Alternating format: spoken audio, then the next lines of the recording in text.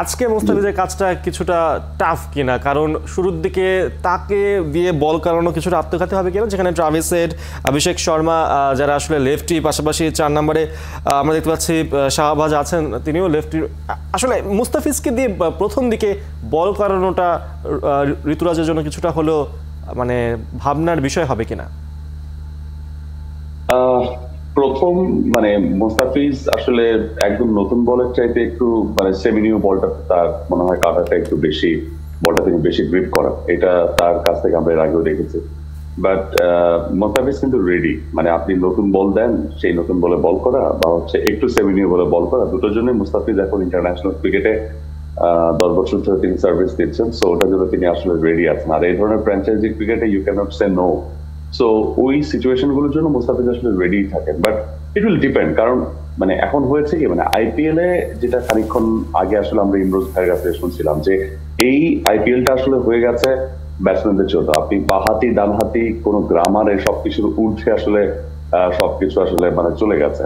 আর সেটা ছোট একটা স্ট্যাটিস্টিক্স মনে হয় আমরা দিতে পারি যে 50টা ইনিংস 180+, 26টা ইনিংস 200+, 7টা ইনিংস 8টা ইনিংস হচ্ছে 250+, which is really unbelievable। এবং সানরাইজার্স একটা টিম যারা 250-র উপরে 3টা স্কোর করেছে, তারা তাদের স্কোরটা ব্রেক করেছে 287, 277, 266। Those are totally insane। So ওই জায়গা থেকে মানে আজকে মোস্তাফিজুর রহমান বা হচ্ছে চেন্নাই সুপার কিংসের বাকি যারা বোলার আছে তাদের জন্য ডেফিনেটলি একটা টাফ টাইম ওয়েট করছে। বাট মোস্তাফিজুর রহমান নতুন বলে আসুক অথবা সেমিনিউ বলে আসুক, অন্তত বাংলাদেশের দর্শকদেরকে একটা বিষয় আশ্বস্ত করতে পারি যে যে কয়জন 10 ওভারের উপর বল করেছে এমন একটা স্ট্যাটিস্টিক্স যদি আমরা দেখি, তাহলে সেখানে মাত্র মানে 39 জন বোলার আছেন যারা হচ্ছে মোস্তাফিজের চেয়ে কম ইকোনমিতে বল করেছেন, 10 ওভার মিনিমাম বল করেছেন এমন বোলার। আর এর চেয়ে বেশি মানে মুস্তাফিজের চেয়ে বেশি ইকোনমিতে বল করেছেন সেই সংখ্যাটা হচ্ছে 49। এবং সেখানে পুরো ওয়ার্ল্ডের বাঘা বাঘা বোলারদের নামগুলো কিন্তু সেখানেই আছে। তো ইনফ্যাক্ট মুস্তাফিজ কত দিয়েছেন, একটা হচ্ছে হাইয়েস্ট 55, বাট 74 এই আইপিএল এর রেকর্ড, 74 4 ওভারে। তো ওই হতাশ না হয়ে যাওয়া, যেটা খানিকক্ষণ আগে ইমরোজ ভাই বললেন যে মুস্তাফিজ কিন্তু অত বেশি খরচে হননি। বাংলাদেশের মুস্তাফিজকে নিয়ে মুস্তাফিজ অনেক খরচে হয়ে গেছেন, এই বিষয়গুলো নিয়ে যতটা চর্চা হয়েছে তার চেয়ে আমার কাছে মনে হয় বেশি বাহবাটা মুস্তাফিজকে দেওয়া উচিত। মানে আপনি কিছু কিছু বোলার দেখবেন, আপনি আন্দ্রিক নরকিয়ার কথা ভাবেন, তিনি 6টা ইনিংস খেলেছেন, 6টা ইনিংসে 6টাই তার ইকোনমি হচ্ছে 10+ এর উপরে। সো ওভারঅল হচ্ছে 12+ ইকোনমিতে তিনি বল করেছেন। এক্সপ্রেস একজন পেসার, এমন অনেক পেসারই আছেন যারা আউট অফ 7 মানে 6টা ম্যাচে 10+ ইকোনমি। তো মুস্তাফিজুর রহমান সোফার 3টা ম্যাচে তিনি 10+ ইকোনমি গেছেন এবং তার টোটাল ইকোনমি এখন 10.04।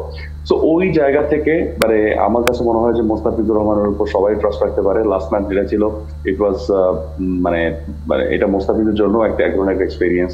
হয়তো লাস্ট বল গেম হলে সেটা মুস্তাফিজের জন্য ভালো হতো, 3 বলে 17 দিবেন এটা হয়তো মুস্তাফিজ নিজেও ভাবেননি, নোবল টোবল হয়ে যাবে। বাট এগুলোই হচ্ছে না আপনার জন্য এক্সপেরিয়েন্স। মুস্তাফিজ আপনি চিন্তা করেন না, মানে এই আইপিএল এর মতো সিচুয়েশনে মুস্তাফিজ জীবনে আর কয়বার করেছে, বা এই বোলাররা এই জীবনে আর কয়বার করেছে। I think this is for the first time যে কোন একটা ফ্র্যাঞ্চাইজি লিগে বোলারদেরকে এই ধরনের একটা পরীক্ষা দিতে হচ্ছে। তো সেই পরীক্ষায় মুস্তাফিজের পরে আরো বাঘা বাঘা বোলার আছে 49টা না, তো সেই 49টা বাঘা বোলার আগে মুস্তাফিজ তার নামটা রেখেছে। তো ওইটা মুস্তাফিজের জন্য একটা বড় অ্যাচিভমেন্ট হচ্ছে। আপনি যেটা বলছিলেন যে অভিষেক শর্মা বা হচ্ছে ট্রাভিস হেড একটা দলের ওপেনার, 2 ওপেনার, একজনের স্ট্রাইক রেট 218, আরেকজনের স্ট্রাইক রেট 212।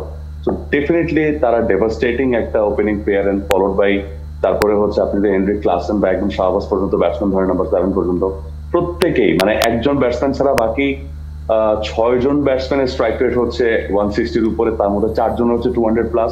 তো ডেফিনেটলি আ বিগ মানে কনসার্ন, একটা বড় পরীক্ষা আসতে যাচ্ছে সিএসকে বোলারদের জন্য। 1, 2, 3 ঢাকায় জমি জিতে নিন 100% ক্যাশব্যাক সহ 20 কোটি টাকার পুরস্কার।